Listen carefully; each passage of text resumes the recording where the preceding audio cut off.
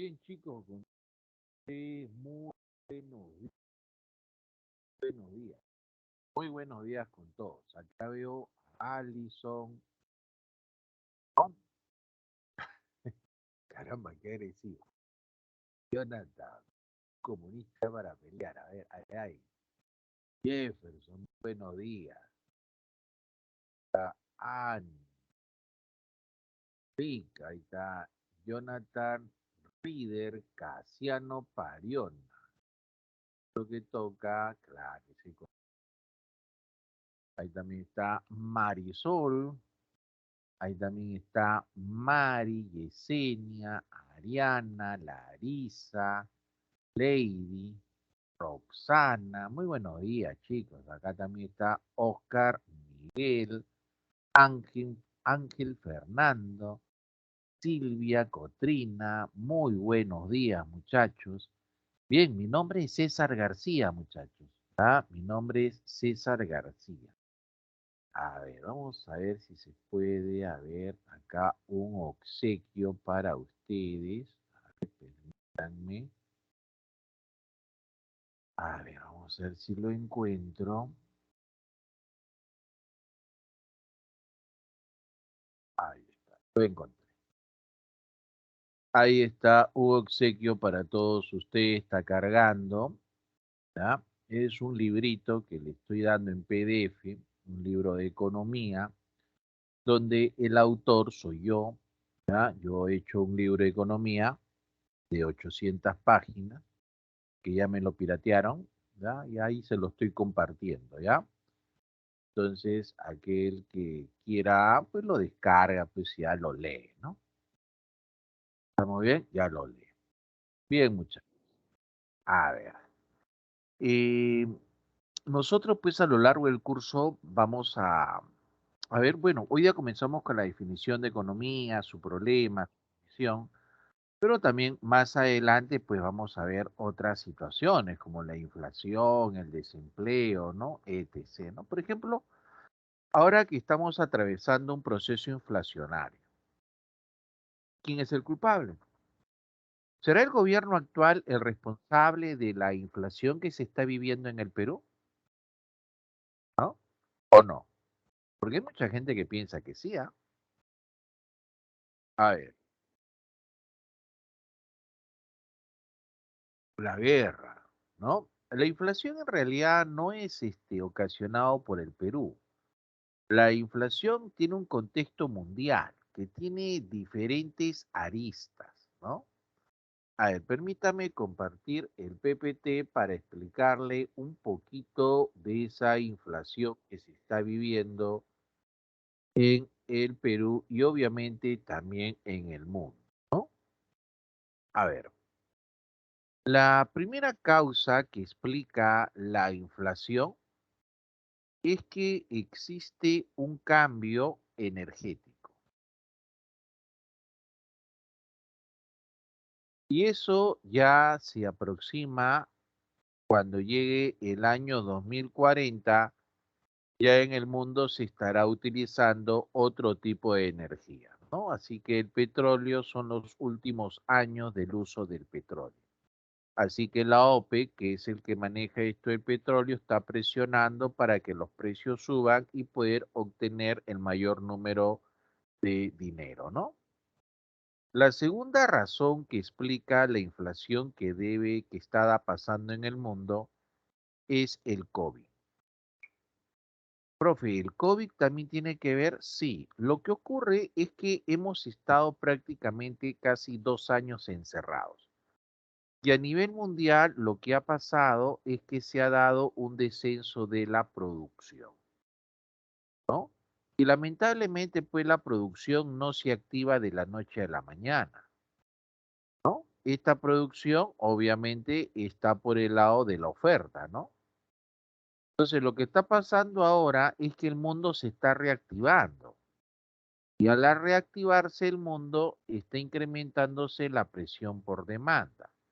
Entonces, esa presión por demanda supera largamente a la oferta de productos existentes. Entonces, cuando se quiere comprar más de lo que hay, esa presión por compra hace que los precios de los productos suban. Entonces, ahí tiene usted una segunda razón que explica por qué los precios están subiendo, o sea que hay diferentes aristas que están golpeando. El tercer problema es el conflicto que se está dando entre Rusia y Ucrania, que en realidad pues abarca a más, ¿verdad? A más países.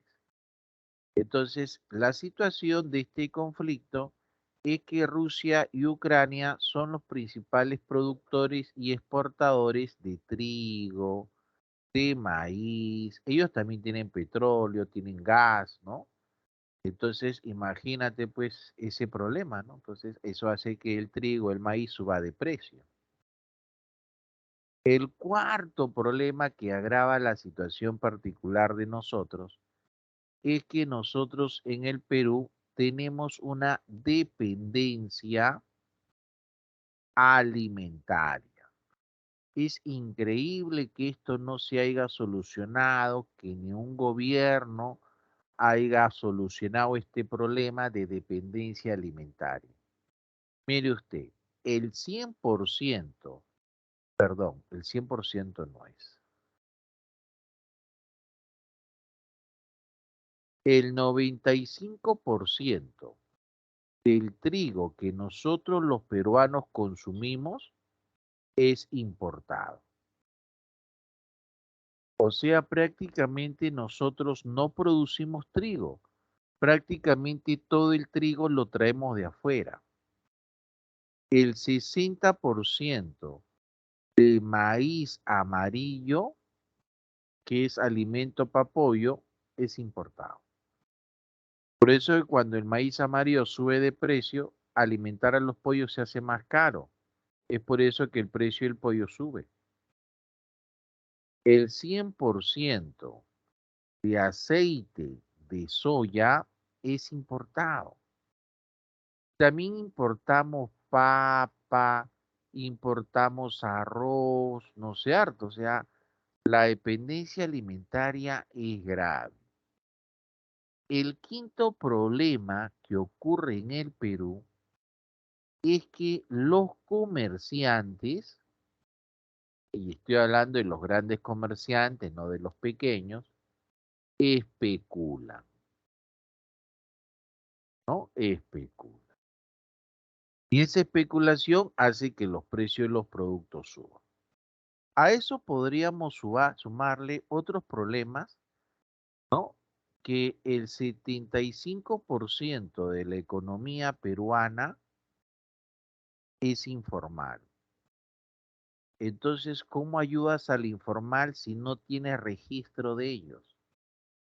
Al informal no le llega, pero ni siquiera los bonos, porque no se sabe, no hay registro de ellos. Se piensa subir el salario mínimo legal, pero ¿eso en qué le afecta al informal? No le va a llegar si el informal es informal. ¿Te das cuenta? Entonces, como podrá observar, este proceso no es peruano, pues este proceso viene de afuera. Y la mala preparación que tiene el Perú, pero eso es de años atrás que se viene. Entonces, ¿podría yo decirle a Castillo que tiene la culpa de que los precios están subiendo? ¿Cómo? Castillo no tiene ese poder. Ahora, si Castillo tuviera ese poder, pues Castillo sería el dueño del mundo. Castillo no tiene ese poder. Pero si quiero echarle la culpa a Castillo, ¿por qué podría yo culparlo? Bueno, podría culparlo de esto, no puedo, sería muy absurdo culparlo de esto. Pero podría de repente tener responsabilidad en que él da unas respuestas muy lentas, ¿no? Muy lentas, o sea, no reacciona rápido ante este problema. Todo el mundo, todos los países han salido a dar subsidios para amortiguar la subida de precios, pero el caso peruano no hizo nada. Entonces, por esa razón, de eso sí podríamos responsabilizarlo. O sea, podríamos decir que tiene poca capacidad de gestión. Por eso sí podríamos de repente decirlo, usted, señor Castillo, tiene poca capacidad de gestión. De eso sí puede ser responsable, pero del otro no.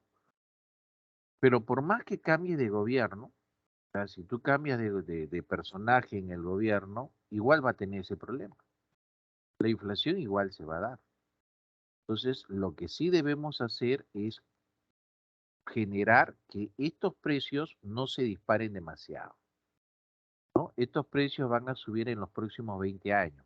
Así que métase en la cabeza que por ahí alguien que está pidiendo que el gobierno controle el precio, imposible, eso no se puede hacer. Eso no lo soluciona ni Mandrake, ¿ya? Lo que sí tiene que hacerse es generar medidas para evitar que los precios suban demasiado. ¿Estamos bien? A ver, voy a ver si hay preguntas.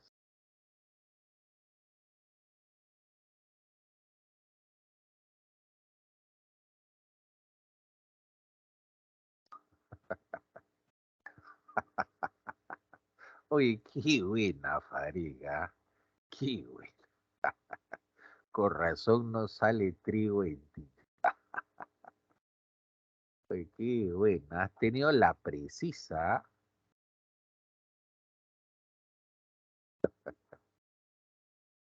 Bien, bien, bien, muchachos. Perfecto, perfecto. No hay dudas, ¿verdad? Bien, bien. Entonces, pues, a ver, comencemos. ¿Les parece que comencemos la situación? ¿Ya? A ver, vamos a comenzar.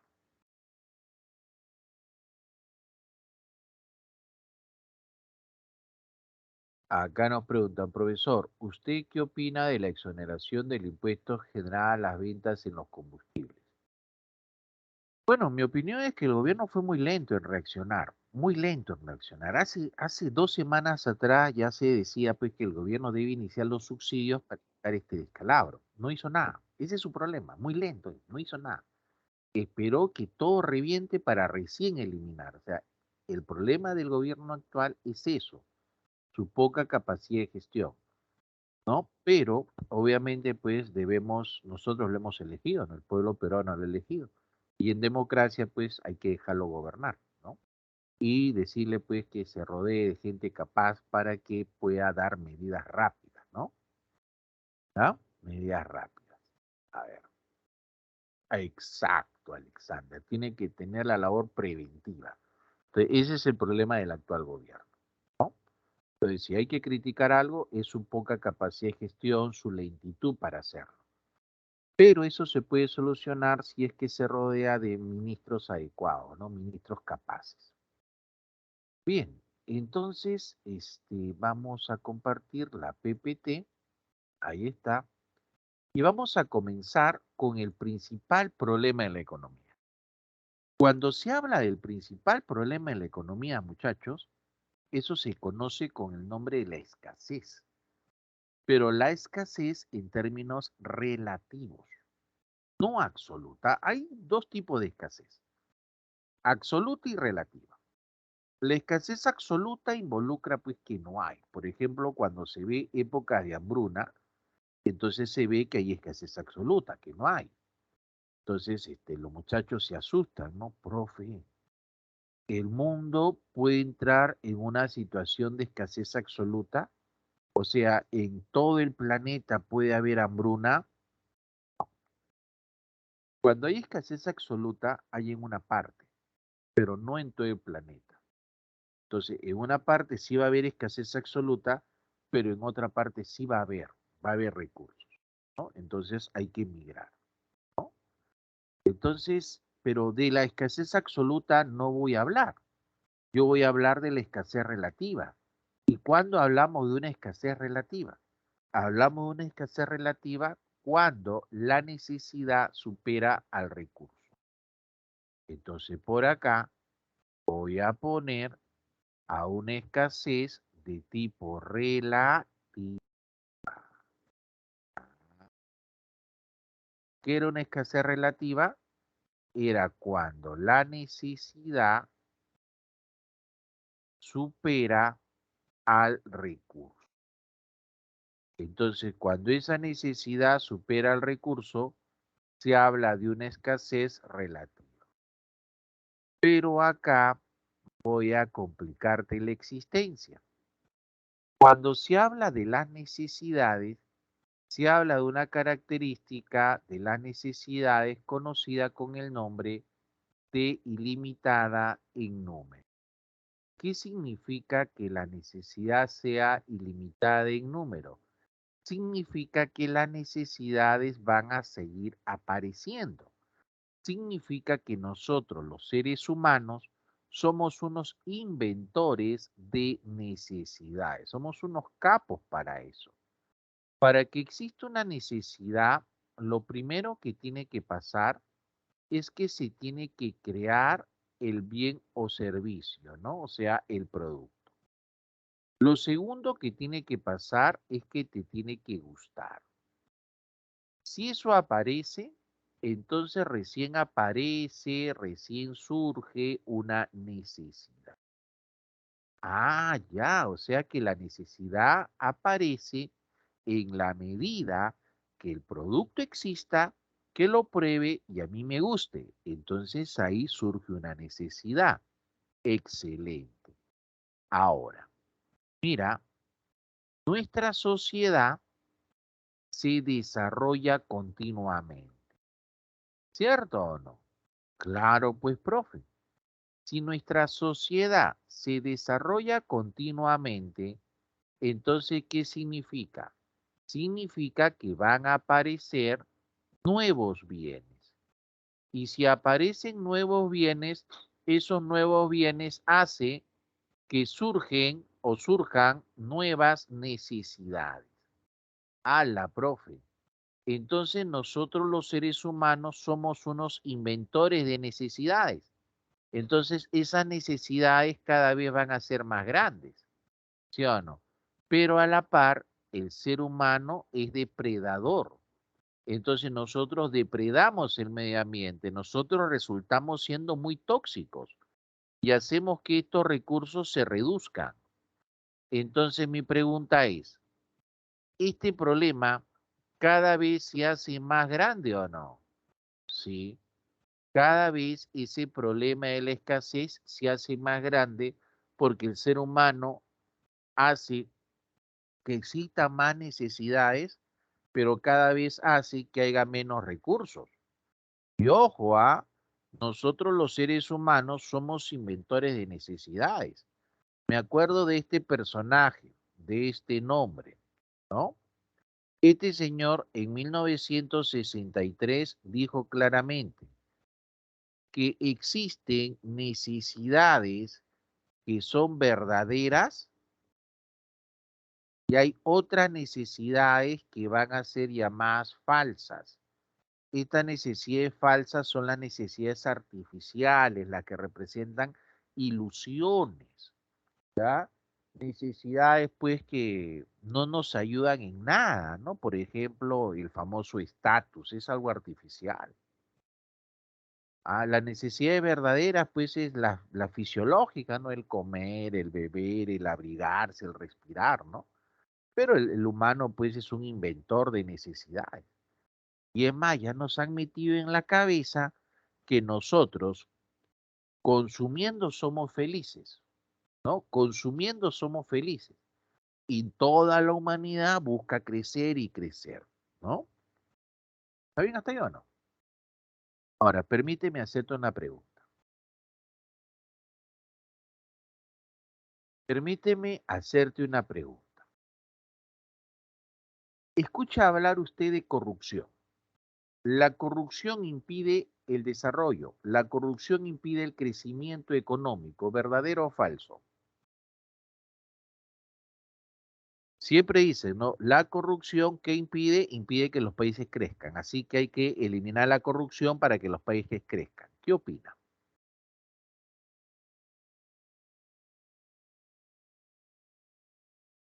Qué verdadero. Suena verdadero, muchachos.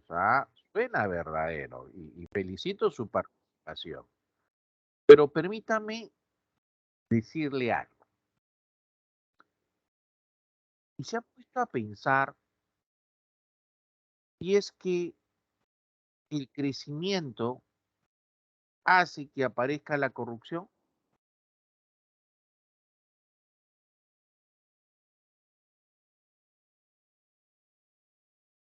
Ah, mira, ve. Lo que ocurre que en un sistema donde uno tiene que mejorar su nivel de vida, uno busca crecer. Y muchas personas cruzan el umbral, que en ese afán de crecimiento rompen las normas jurídicas y hacen incluso antinormas, ¿no? Y ese crecimiento genera que muchas personas rompan las reglas cayendo en la corrupción con la finalidad de poder crecer más. ¿Ya? Yo no le estoy diciendo que esa sea la verdad absoluta, pero sí le estoy diciendo que no crea todas las teorías que usted lea. Usted a la primera teoría que lea no vaya a pensar que sea la verdad absoluta. Hay más teorías. Entonces, no dicen, la corrupción impide el crecimiento, pero por lo menos hágase la pregunta, ¿y qué pasa si es el propio crecimiento que genera corrupción? ¿No? Ya por ahí dejo la pelotita picando para que usted siga pensando, ¿no? No dicen, repito, que la corrupción impide que los países crezcan. Pero ¿qué tal si es ese crecimiento el que está generando la corrupción? ¿Te das cuenta? Entonces ya tiene ahí una pregunta. A ver, ahora vamos a poner por aquí, ahí está. Entonces voy a soltar el principal problema de la economía que le dije que es la escasez. Pero ¿qué tipo de escasez le mencioné? Le mencioné que es una escasez en términos relativos. ¿Ya? Es una escasez en términos relativos. Esto de aquí, muchachos, es considerado el principal problema de la economía y la piedra angular. Gracias a que las cosas son escasas, es que la economía surge. ¿Ya? No se olvide ese detalle. La economía surge gracias a que las cosas son escasas. Entonces pongo por acá una nota. Si asumimos que estamos en un contexto de abundancia, mire lo que estoy poniendo acá. Si asumimos que estamos en un concepto de un contexto de abundancia, entonces automáticamente decimos que en un contexto de abundancia no existe, no hay economía, ¿ya? La economía no existe bajo la abundancia. No hay, porque si las cosas son abundantes, entonces usted coja todo lo que quiere, pues total es abundante. Ahora, si no hay economía, entonces tampoco van a existir los precios, ¿ya? Si no hay economía, entonces tampoco hay precios. Entonces, si les dicen en el paraíso, el precio de los productos es cero, ¿verdadero o falso? En el paraíso, el precio de los productos es cero. ¿Esto de acá es verdadero o es falso? Esto de acá es falso. ¿Por qué razón es falso? Porque como hablas del paraíso, en el paraíso todo abunda. Y si abunda, no hay economía. Y si no hay economía, no hay precio. Profe, pero acá dice precio cero. Chicos, el decir precio cero significa que el precio sí existe. Por ejemplo, si yo te digo a ti, ¿cuántos soles tienes en el bolsillo? Mira, ¿cuántos soles tienes en el bolsillo? Y usted me dice, tengo 0 soles. Significa que el sol sí existe. Lo que ocurre es que usted no tiene ni un sol en este momento. Ah, chispas, profe. Entonces decir el precio es cero significa aceptar que el precio sí existe, claro. Pero si estás en un contexto de abundancia, tú sabes que el precio no existe porque sencillamente no hay economía. Ojalá no te vayas a olvidar esto. No vayas a olvidar que bajo un contexto de abundancia, la economía pues no existe.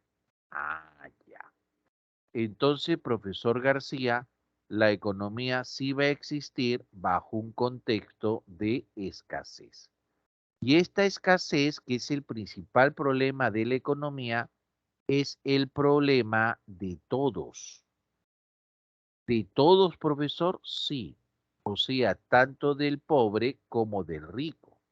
A veces pensamos que esto es un problema solamente de los pobres, y eso no es así. Este problema de la escasez es un problema del rico. ¿Así? Claro, mira, ve, el pobre sus recursos son bajos, pero su necesidad del pobre supera su recurso. Escasez. Ahora, si ese pobre comienza a evolucionar y sus recursos crecen, ahí está, sus recursos son mayores, pero hay el problema de que su necesidad se dispara. Entonces sigue teniendo el problema de la escasez. Y eso va a pasar, por más que tu recurso siga creciendo, tu necesidad siempre se va a ubicar arriba. O sea, ese es un problema de todos. ¿Usted ha escuchado ese dicho? Quien más tiene, más quiere. Quien más tiene, más quiere. Aquella persona que más recursos tiene, su necesidad se recontra dispara. Por ejemplo, pongamos el caso de un magnate. Así es, Jonathan. Una persona que tenga cualquier cantidad de plata, ¿qué va a decir? Su problema de él no es que va a comer mañana, ¿no? Mi comida está solucionada, dice el rico, ¿no? El rico dice, yo ya, con mi fortuna, yo conozco casi todo el planeta, ya todo ya me aburre, ya. Como tengo tanta plata, ya todo lo he hecho, ya el planeta me aburre. Yo los que quiero es viajar al centro de la Tierra. Quiero hospedarme en la Luna. Quiero conocer una sirena. Quiero vivir 500 años. O sea, él ya está en otra cosa. O sea, para el común de los mortales, nosotros diríamos, este tipo está en drogas, ¿no? Oiga, hace poco salió un tour en la cual te decían, ¿quieres hospedarte en el espacio en un satélite durante una semana? ¿Sabes cuánto costaba eso? 50 millones de dólares. Y pagabas tu pasaje para hospedarte durante una semana en un satélite en el espacio. Y también automáticamente salieron otros paquetes ya para la gente de pueblo, para los misios. Pero para los misios simplemente los sacaban a la atmósfera, ¿no? Como quien saca la cabeza por el techo de la casa, más o menos así, y te regresaban. ¿Sabes cuánto estaba ese pasaje? Para los misios, o sea, para la gente del pueblo, $100,000. Imagínate. $100,000 costaba ese paseíto, ¿no? Ya para los que no tienen plata, pues, para los que ya están con problemas alimenticios, ¿no? Entonces, con eso te digo, pues que hay gente que tiene tanta plata que ya su necesidad se recontra dispara, pues, ¿no? Se recontra dispara. En cambio, nosotros, la gente de pueblo, pues estamos pensando en otras cosas, ¿no? Todos los días decimos, oye, ¿qué vamos a comer? Claro, pues, es un problema que tenemos, ¿no? Por eso pensamos en la comida todos los días. ¿Te das cuenta? ¡Hala, profe! Qué triste situación, profe. Pucha, profe. Mejor sigamos, profe. Entonces, está claro que este problema es un problema de todos. ¿Estamos bien? El problema de la escasez, muchachos, es un problema de todos, tanto del rico como del pobre. Entonces, en base a ese principal problema de la escasez, lanzamos la definición. Y esta definición que vamos a lanzar es la que ha sido dada por Leonard Robbins. Leonard Robbins tiene la definición de economía, la que es la más usada en el planeta. ¿Ya? ¿Por qué es la más usada en el planeta? Porque en su definición él contiene el problema de la escasez. ¿Ya? Tiene ese problema de la escasez. Entonces, Prácticamente él parte de lo siguiente, ¿no? Él te dice, bueno, señores, el principal problema de la economía es el recurso escaso. Y ya pues todos sabemos que no existe persona en el mundo que pueda solucionar ese problema, ¿no? Ya que este es un problema de todos. Entonces lo que te enseña la economía es a darle el mejor uso a ese recurso escaso, ¿no? Va a tener que darle el mejor uso a ese recurso escaso y usted va a tener que enfrentarse a la elección. O sea que la economía te dicen que es la ciencia de la elección, la ciencia que te enseña a darle el mejor uso a ese recurso escaso. Pero cada vez que usted elija, usted va a tener un costo de oportunidad. ¿Qué cosa es ese costo de oportunidad? El costo de oportunidad es el sacrificio, lo que nosotros dejamos de hacer. ¿Estamos bien? Ahí está. Ese es el famoso costo de oportunidad. Por ejemplo, ¿cuál sería su costo de oportunidad que está en este momento? Ya después me dirá. Pero usted tenga en cuenta esa secuencia. Si les preguntan a ustedes, ¿por qué el ser humano tiene que elegir? Bueno, la respuesta es simple, ¿no? ¿Por qué el ser humano tiene que elegir? Porque el recurso es escaso. Eso nos obliga a elegir. Y cuando nosotros elijamos, vamos a tener un costo de oportunidad. O sea, se va a formar ese famoso triunvirato. Lea usted esta definición que da Leonard Robbins. ¿Entiende por qué dice que la economía es una ciencia que se encarga de estudiar la satisfacción de las necesidades humanas mediante bienes que siendo escasos tienen usos alternativos entre los cuales hay que optar? O sea que la economía te está enseñando a elegir, ¿no? A ver, todos juntos, por favor, al unísono. ¿Cuál es el principal problema de la economía? Ahí está. Esto, muchachos, es la piedra angular de la economía. Entonces, la economía, ¿por qué razón existe? La economía existe porque los recursos como son escasos. Ahora, se habla de escasez cuando la necesidad supera el recurso, ¿no? Si la necesidad supera el recurso, escasez. Pero ya te dije que tenemos un problema, ¿verdad? Que la sociedad es un inventor de necesidades, ¿no? Y que la sociedad es depredador, tiende a extinguir los recursos. Y esto hace que el problema de la escasez, pues obviamente se vuelva más y más grave. Ah, entiendo, profesor. Entiendo. Entonces, no estamos haciendo nada para poder solucionar ese principal problema de la economía, ya que cada año que pasa volvemos a los recursos cada vez más escasos, ¿no? Una preguntita para calentar, ¿no? A ver, vamos a ver qué están marcando. Una preguntita para calentar. Esta preguntita nos dice, con respecto al denominado problema económico, ahí está.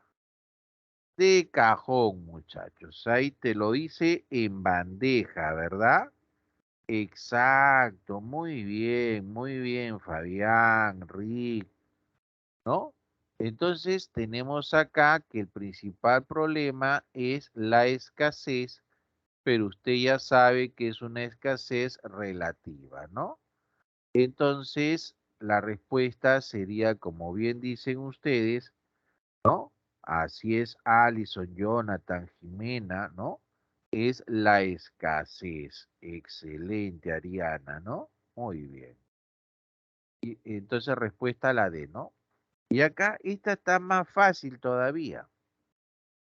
Dice, la economía es una ciencia social que tiene un problema fundamental. Acá sigue insistiendo sobre lo mismo, ¿no? Acá no dice el problema fundamental y la respuesta a ese problema fundamental viene a ser la escasez.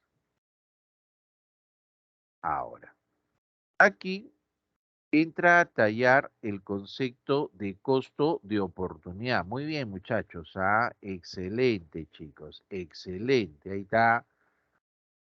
Acá veo a varios de ustedes, ¿no? Acá está Ángel, está Einer, Jonathan, Farid, ¿no? Maricielo, Berenice, Camila, ¿no? Muy bien, muchachos, ¿ah? Britney, Edison, Sumi, Benny, ¿no? Muy bien, chicos, ¿ah? A ver, cuando se habla del costo de oportunidad, por definición, viene a ser lo siguiente. El sacrificio de la segunda opción. Entonces, no es todo lo que uno deja de hacer, ¿ya? No es todo lo que uno deja de hacer, sino solamente es el sacrificio de la segunda opción. Por ejemplo, si ponemos a esta persona, vamos a imaginar a esta persona que el día domingo muy temprano tenga que jugar fútbol con los amigos de su barrio, pero también que él tenga que ir al mercado, ¿no? Y además a la misma hora él tenga que lavar su ropa, ¿no? Como veremos, no puede satisfacer todo a la vez. Entonces él va a tener que escoger lo más importante. Entonces él va a tener que establecer su orden jerárquico. Voy a poner el siguiente orden jerárquico. Para él lo más importante es jugar fútbol. En segundo lugar es lavar su ropa. Y en tercer lugar es ir al mercado. Entonces, obviamente, lo que él va a hacer es elegir lo que valga más para él.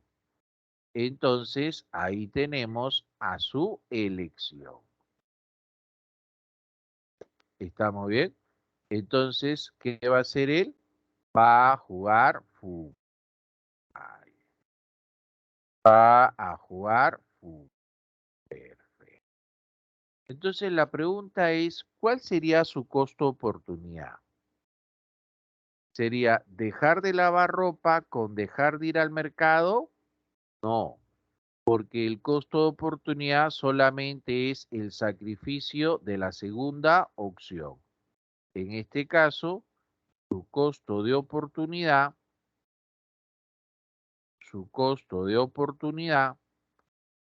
sería dejar de lavar ropa, ¿no? Ese sería su costo de oportunidad. Vamos a dar otro ejemplo. Una señorita tiene 2.000 soles y dice, con esos 2.000 soles me voy a ir de paseo con la familia. Es decir, va a ir con sus padres y sus hermanos.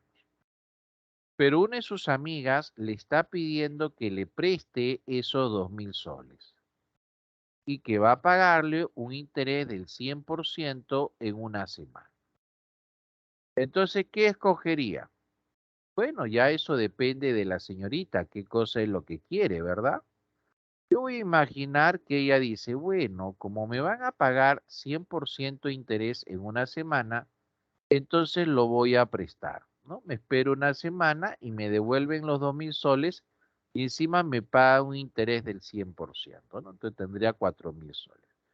Y dejaría de ir de paseo con mi familia, lo cual vendría a ser considerado su costo de oportunidad, ¿no? Ah, ¿difícil? Para nada, ¿verdad? Ahora, ¿un caso más? Ya, un caso más. A ver, tenemos acá a dos sistemas. El sistema capitalista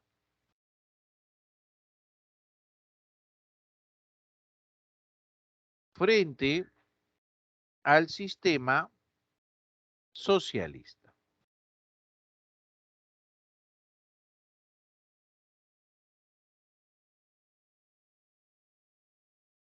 Entonces, vemos acá la eficiencia y también vemos por acá el reparto de la riqueza. La eficiencia y vemos el reparto de la riqueza. En el sistema capitalista ha demostrado ser eficiente, o sea, hace que el tamaño de la torta cada vez sea más grande. ¿Estamos bien? Porque obviamente todas las personas, o en su defecto la mayoría, quiere crecer y se esfuerza por hacer que la torta crezca, ¿no? Algunos van a romper las normas y van a caer en la corrupción, pero hace que la torta sea eficiente. Ahora, a la hora de repartir, obviamente no se van a llevar el mismo tajada de torta, ¿no? No se van a llevar el mismo tamaño de taja de torta, lo cual significa que va a haber una desigualdad. Entonces, eso es lo que se critica, ¿no? Que esa desigualdad sea muy grande, porque al ser muy grande la desigualdad, entonces va a haber gente que va a caer en la pobreza o extrema pobreza, ¿no? Ah. En el sistema socialista te dicen todos se van a llevar el mismo tamaño de taja de torta, ¿no? Entonces va a haber una igualdad, lo cual aparentemente parece que está bien. Pero cuando existe esa igualdad, pregunto, ¿existirá el interés de las personas por esforzarse? No. Entonces eso hace que el tamaño de la torta sea reducido, sea pequeño. ¿Te das cuenta? Entonces, caramba, ¿qué tal situación, no? El sistema capitalista ha demostrado que puede agrandar la torta, pero también ha demostrado que hay una gran desigualdad. El sistema socialista ha demostrado igualdad, pero no ha demostrado poder agrandar la torta. Entonces, usted tiene que elegir qué es lo que quiere. Si usted dice la eficiencia, entonces su costo de oportunidad sería dejar de lado la igualdad. Si usted elige la igualdad, entonces su costo de oportunidad será dejar de ser eficiente, ¿no? Todavía no existe ningún sistema en la cual se dé la eficiencia y la igualdad. Todavía no hay ese sistema. Que de repente algún genio o algún grupo de genios en algún momento lo haga, puede ser, ¿verdad? Puede ser.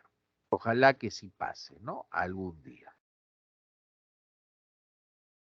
Muy bien. Ah, ahí está Javier Milei, ¿no? Así es, Jonathan. Javier Milei, pues, es un liberal, ¿no? Hincha de Hayek, ¿no? De nacionalidad argentino, ¿no? Claro, él defiende el capitalismo a ultranza, ¿no? Yo también, yo considero que el mercado, hasta el momento, o sea, no digo que el mercado sea la perfección, ¿ah?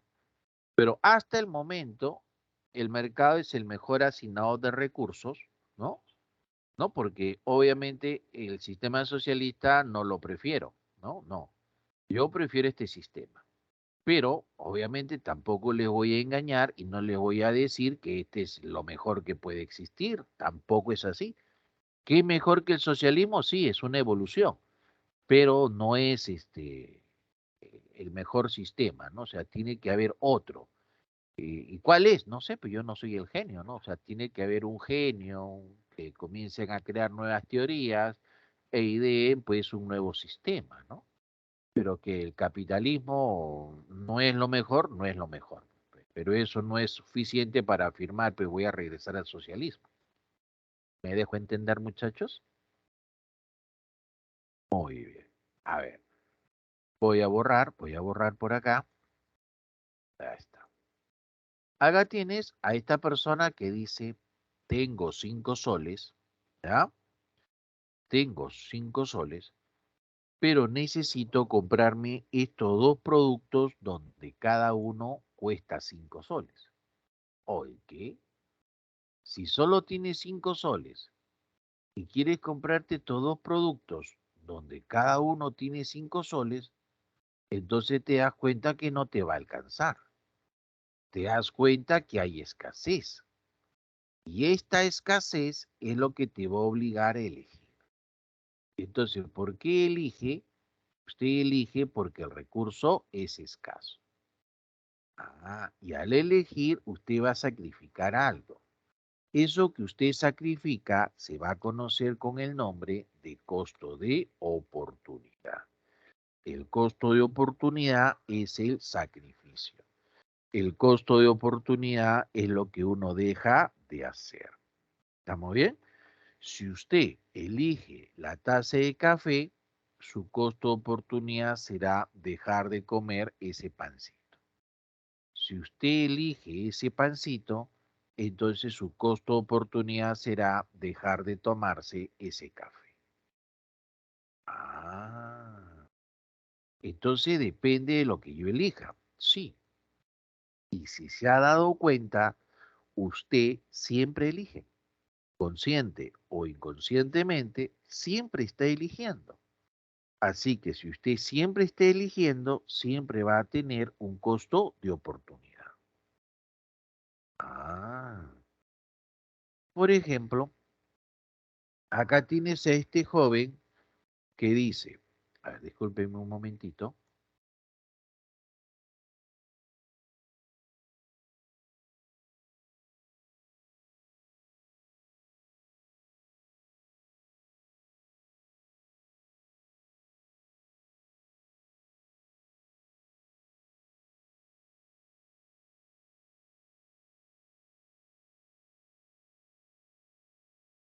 ya está. A ver, si por ejemplo este joven tiene un dinero para invertir y dice, voy a invertir en una pollería, donde esa pollería me va a dar un rendimiento del 10%. Pero ¿y qué tal si en vez de ponerlo en esta pollería, lo invierto en un chifa? Y ese chifa me da una rentabilidad del 12%. Si la decisión de este joven está en base solo a la rentabilidad, es obvio que va a tener que elegir el que le rinda más, ¿sí o no? Y si elige lo que le rinde más, entonces su costo oportunidad sería la otra alternativa. Su costo oportunidad sería dejar de recibir ese 10% de rentabilidad si es que hubiese puesto una pollería. ¿Te das cuenta? Profe, sí, es cierto. Siempre aparece un costo de oportunidad. Por ejemplo, acá en esta pregunta nos dice, ¿no? Vladimiro Manrique es un distinguido profesor preuniversitario de una prestigiosa academia. Él dispone de 50.000 soles, pero se enfrenta a una decisión entre ir a Rusia a ver los partidos de nuestra selección o irse de viaje al interior del país con su enamorada Petronila Buenacara.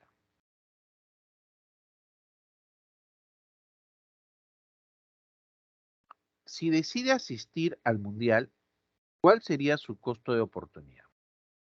Entonces, si él se va al Mundial de Rusia, ¿él qué deja de hacer? Deja de irse con su enamorada de viaje al interior del país. Entonces, ese sería su costo de oportunidad. La respuesta sería la alternativa B. Marque la alternativa que contenga las proposiciones correctas. La economía es la ciencia de la abundancia, nos dice. Y decimos que eso es falso, porque la economía no existe en contexto de abundancia. Eso es falso. La economía solamente existe en contextos de escasez. La economía política es la aplicación de la teoría económica sobre la vida económica de los pueblos.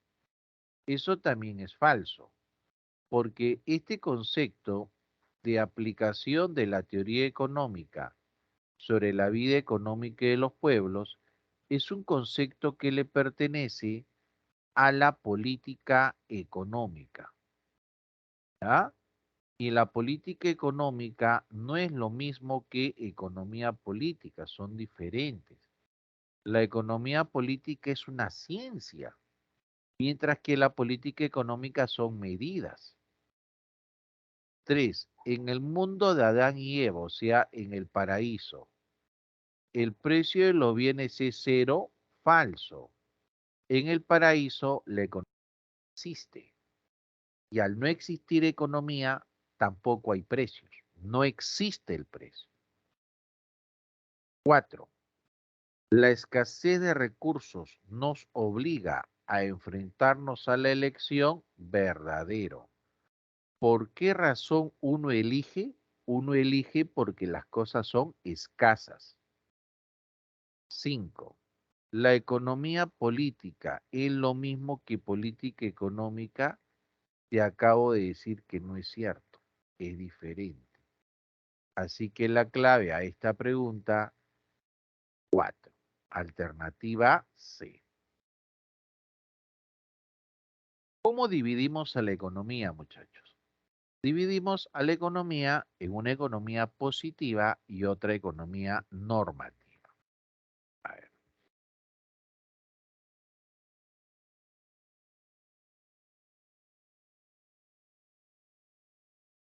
hasta que están participando.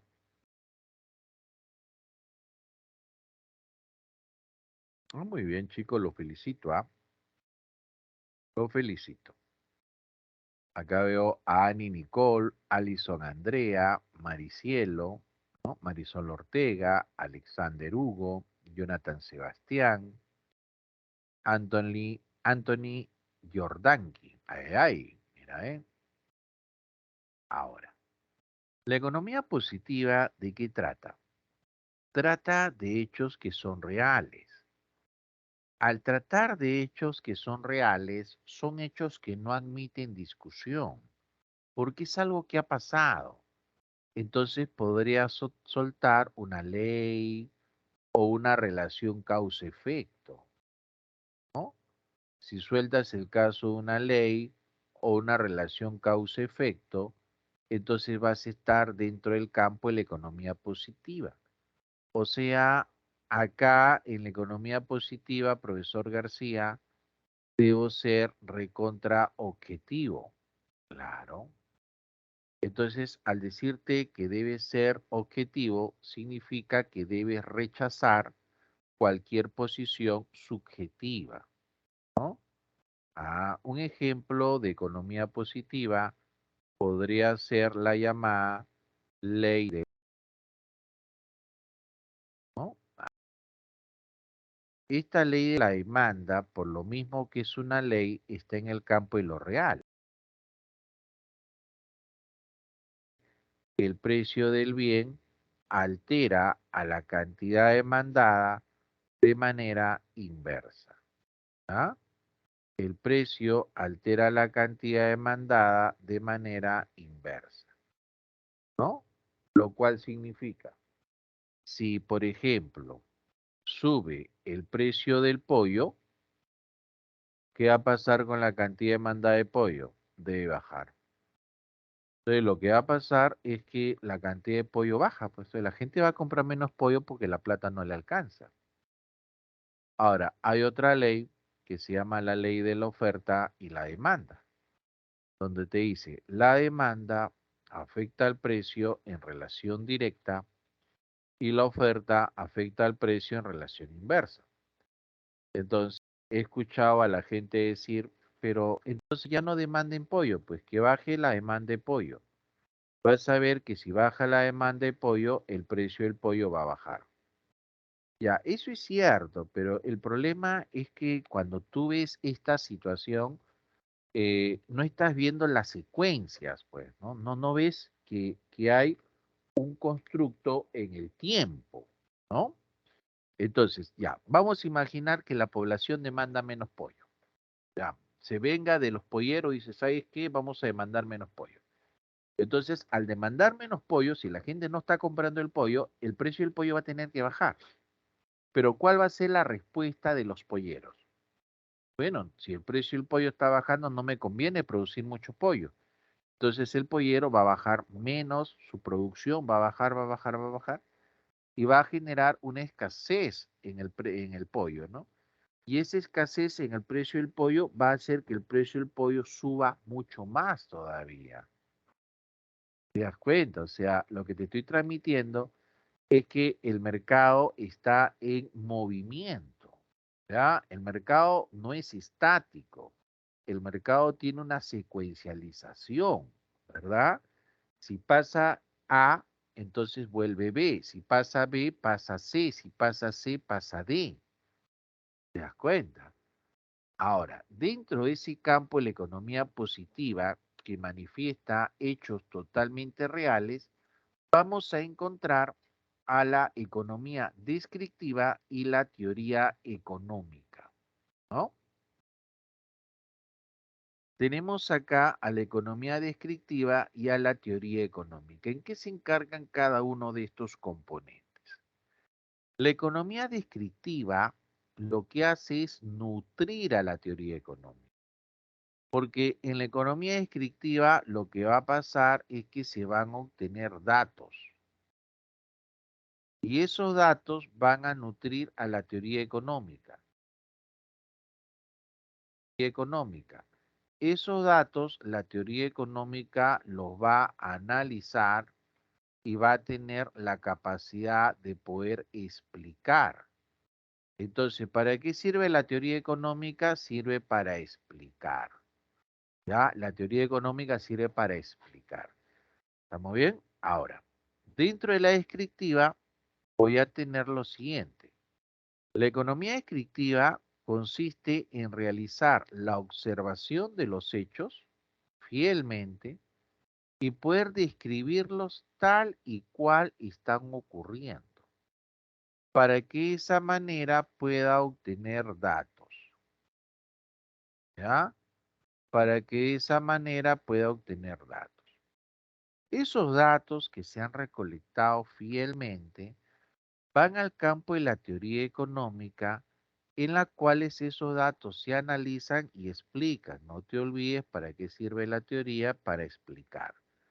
Y voy a encontrar a dos teorías fundamentales, la micro y macroeconomía. ¿Ya? Micro y macroeconomía. ¿Cuál es la diferencia entre ambas? La microeconomía estudia la economía de manera individual. En cambio, la macroeconomía estudia la economía de manera global. Imagínate que la macro es toda una maquinaria, ¿ya? La macro es toda una maquinaria. Y la microeconomía son los componentes de ese todo, los componentes. ¿Estamos bien? Ah, ya. La micro son los componentes y la macro es el todo. Ahora, ahí sigue la economía normativa, que esto ya es subjetivo. Pero esto subjetivo se basa en la teoría económica, ¿ya? La economía normativa se basa en la teoría económica. Ahí está. Se basa en la teoría económica. ¿Estamos bien? Esto es, obviamente, te basas en la teoría económica, pero vas a emitir una opinión. O sea, vas a manifestar algo, ¿cómo crees tú que deben ser las cosas? Por ejemplo, decir, se debe eliminar el salario mínimo legal. Esto no ha ocurrido. Esto es solo una opinión. Se debe. Dice. Acá vas a encontrar dentro de lo normativo a las políticas económicas. Por si acaso, reitero que una política económica es diferente a una economía política, ¿ya? No es igual. Definición de política económica, medidas adoptadas por el gobierno para lograr objetivos determinados, ¿ya? Bien, muchachos. A ver, vamos a entrar al examen, ¿ya? 10 minutazos para entrar a su examen. Ahora vamos a ver si tu salón es intensivo 10112. Este de acá. Ya, vamos a compartir el examen. Ahí está. Parto el examen. Ahí está, muchachos. 10 minutazos y continuamos, ¿ya? A ver, todos denle duro ese examen, ¿ah?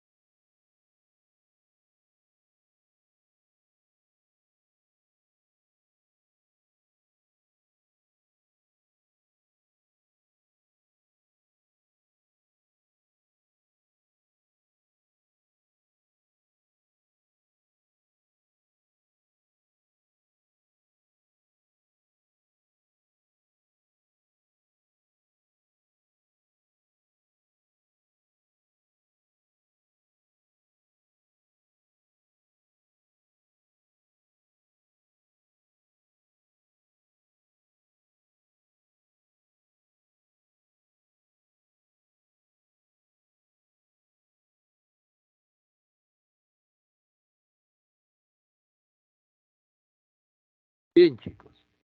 A ver, vamos a la madre de los disturbios. ¿Dónde está el disturbio generado? Acá. Miren, muchachos. En el caso de la microeconomía, también se le puede llamar de esta manera. Se le puede llamar teoría de los precios. Ahí está. ¿Qué escuela económica fundamenta a la microeconomía? Lo fundamenta la escuela neoclásica. ¿Quién es el máximo representante de la escuela neoclásica? Es Alfred Marshall. ¿Ah? Máximo exponente, no el famoso padre de la microeconomía. En el caso de la macroeconomía, también se le puede llamar de esta otra manera. Teoría de los agregados económicos. ¿Ya? ¿Qué escuela fundamenta la macroeconomía? Lo fundamenta la escuela keynesiana. ¿Quién es el máximo exponente de la escuela keynesiana? Es John Maynard Keynes. Él es el máximo representante de los keynesianos, ¿no? Ahora, esta teoría económica que usted está observando ahí, esta teoría económica le va a servir para la economía normativa, específicamente para el campo de la política económica. La política económica se puede definir de esta manera, mira, se puede definir así. Aplicación de la teoría económica a la vida económica de los pueblos, ¿ya? Pero también se puede definir, ¿no? Como ese conjunto de medidas adoptadas por el gobierno, adoptadas por el gobierno para poder lograr objetivos determinados. Objetivos determinados. ¿Estamos bien? Ah, ya, profesor. Entendí. ¿Ya? Bien. Entonces, eso te permite, pues, responder a las preguntas, ¿no? Bien.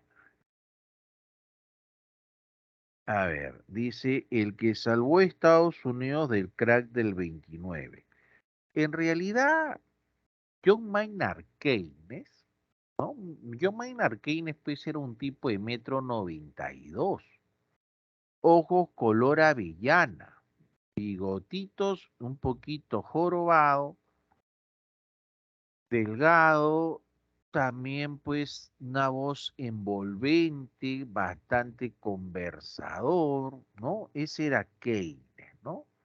Que según Hayek, y esto está escrito en la página 13 del libro Hayek versus Keynes, donde Hayek describe a Keynes, Hayek dice que Keynes es homosexual.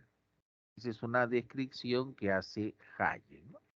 Que en realidad pues no tiene nada que ver porque a la gente se le admira por sus capacidades que tenga, ¿no? Y Keynes pues obviamente pues era un tipo brillante, ¿no? ¿No? Y sus opciones son sus opciones, ¿no? Eso nadie tiene que meterse, ¿no? Entonces Hayek, pues, no me parece bien que se meta por ese campo, ¿no? pero Hayek lo atacó por ahí. Ahora, Keynes saca su libro en 1936, en la cual pues él recomienda que el país incremente su gasto de gobierno para impulsar su demanda. Pero en realidad pues eso no era una invención de Keynes, porque eso ya lo estaba haciendo el gobierno norteamericano. Eso ya los norteamericanos lo venían haciendo. ¿Así, profesor? Sí, así es. ¿Ya? Entonces, lo único que hizo Keynes fue reforzar una situación que ya venían practicando el mismo gobierno norteamericano. ¿Estamos bien? Nada más que hizo eso. Entonces, le dio, pues, digamos, pues, una base teórica ya, pues, ¿no? Pero era que algo que ya ellos mismos practicaban. ¿De acuerdo? A ver, ¿qué responderíamos en esta preguntita?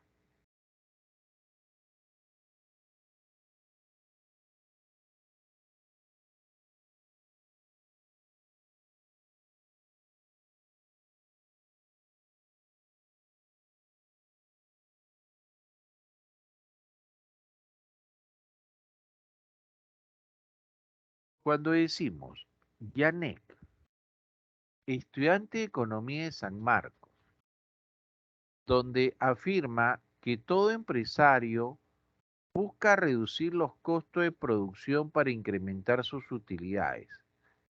Entonces, desde el momento que está realizando una afirmación, eso significa que está dentro de la economía positiva. Y esto que está manifestando está dentro de la llamada teoría de la empresa. Ah, entonces, profesor, eso está dentro de lo real. Así es, dentro de lo real, ¿no? Y si está dentro de lo real, ¿no? Esa afirmación está pues en la economía positiva. Dos, el enunciado se debe, dice, se debe. Entonces ya el momento que dice se debe, eso es normativa, ¿no? Normativa. Entonces, ahí está. Pero me acabo de acordar que acá hay otra clave. Mira, ve, esta de acá es más específica. No la había visto, mira, ve. No la había visto. O sea, recuerda que es una afirmación, entonces está en el campo de lo positivo.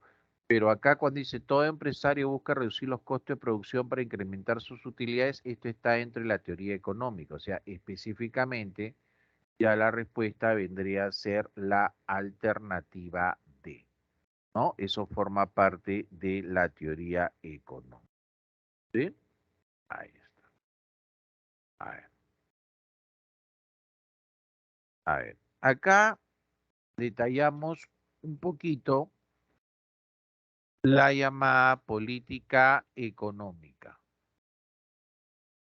Recuerde que la política económica son las medidas adoptadas por el gobierno para lograr determinados objetivos. Esas son las políticas económicas, ¿no? Podemos ver, por ejemplo, una política llamada la política fiscal. Esta política fiscal la diseña el Ministerio de Economía y Finanzas, el llamado MEF, y trabaja con dos componentes, muchachos. El primer componente es el gasto de gobierno. El gasto de gobierno, pues, es el dinero que el gobierno desembolsa, ¿verdad? Ah, pues sí, profe, es el gobierno, el dinero que el gobierno desembolsa, ¿no? Y esta letra T son los impuestos. Ya está. A ver, quiero que observen esto. Imagínense que esto es una bañera que tiene un caño llamado gasto de gobierno y un desagüe llamado impuesto. Si la bañera se está quedando sin agua, esta figura se llama recesión. Así se llama. Entonces, una recesión es cuando el nivel del agua de la bañera está bajando. Entonces, ¿cómo solucionas ese problema? Lo que debes hacer es cerrar el desagüe para evitar que esa agua se siga escapando. Entonces, cierra el desagüe. El cerrar ese desagüe significa que esos impuestos deben ser menores. Ahí. Una vez que evitaste que el agua se escape, entonces abre el caño, pues. O sea, aumenta el gasto de gobierno para que ahí salga agüita y la bañera se vaya llenando. Entonces, cuando tú haces eso, cuando subes el gasto de gobierno y bajas los impuestos, eso específicamente se llama la política fiscal de corte expansiva, también conocida con el nombre de blanda. Ahí está. ¿Te das cuenta? Bacán, ¿sí o no? Pero ¿qué tal si ahora se presenta la siguiente situación? Ahí está la bañera, ahí está su cañito, llamado gasto de gobierno, impuestos, y tenemos que el agua se está rebalsando. Si el agua se está rebalsando, eso es inflación. ¿Cómo solucionas el problema? El problema se va a solucionar cuando tú cierres este caño. O sea, cuando bajes el gasto de gobierno. Ya no puede salir agua de acá, pues, porque está rebalsándose. Ahora, usted debe de abrir el desagüe para que el agua se escape ya que se está rebalsando, lo cual significa subir los impuestos. Entonces, ¿qué debe de hacer? Baja el gasto de gobierno y sube los impuestos. Esto de acá es la política fiscal de tipo contractiva, también conocida con el nombre de dura. Ahí está. ¿Qué le pareció? ¿Interesante o no estas llamadas políticas? ¿No? Ah, ¿qué cosa es el MEF? Vamos a apuntarlo por acá. ¿Sí? A ver. Miren por acá, chicos. El MEF es el Ministerio de Economía y Finanzas. Ahí está. Gracias, Ariana, por compartir, ¿ah? Ahí está, sí, bacán, ¿no? O sea, con este caso de las bañeras, entonces uno puede entender qué debe hacerse cuando una economía atraviesa procesos inflacionarios o procesos de recesión, ¿no? Ahí está, ahí está. ¿Sí? Ya, bueno, ya lo compartieron. Ahora, vamos a borrar esto. Existe otra política llamada la política monetaria. Esta política monetaria está a cargo del Banco Central de Reserva, ¿ya? El famoso BCR, ¿no? Vamos acá, Banco Central de Reserva. Ahí está. Entonces, el Banco Central de Reserva, cuando establece su política monetaria, juega con la famosa masa monetaria. Entonces, puede ser que este organismo aplique una política monetaria de corte expansiva. Cuando aplica una política monetaria de corte expansiva, significa que el BCR va a incrementar la masa monetaria. O sea, va a hacer que haya más dinero en la economía. Esa abundancia de dinero va a generar que el precio del dinero baje. El precio del dinero se llama la tasa de interés. ¿Por qué esa tasa de interés va a bajar? Porque hay más dinero en la economía. Entonces, eso genera dos efectos. Uno, que bajen los ahorros. La gente va a ahorrar menos, que no les conviene ya que están pagando menos intereses. Pero también va a pasar que la gente se va a pedir más dinero prestado. O sea que el crédito va a subir. Y con ese dinero prestado, la gente puede dedicarlo a consumir más, pero también puede dedicarlo a invertir más. Aumente el nivel de inversiones y también aumente el nivel de consumo. Todo eso porque aplicaron una política monetaria de corte expansiva. Ahora, si gustas, haces la situación inversa y aplicas una política monetaria contractiva, también llamada dura. En esta política monetaria contractiva o dura pasa lo inverso. Baja la masa monetaria, genera que la tasa de interés suba. Al subir la tasa de interés, suben los ahorros, baja el crédito. Si baja el crédito, baja el consumo y también baja el nivel de inversión. ¿Estamos bien hasta ahí, muchachos? Excelente. Bien, chicos, hemos llegado al final. Ha sido un gusto, chicos, haber trabajado el día de hoy con ustedes. Si tienen alguna duda, pueden hacerlo por chat. Ya yo más tarde veo su pregunta e inmediatamente la respondo. ¿Sí? Nos vemos, chicos. Cuídense bastante, ¿ah? Cuídense bastante. Un fuerte abrazo a todos ustedes.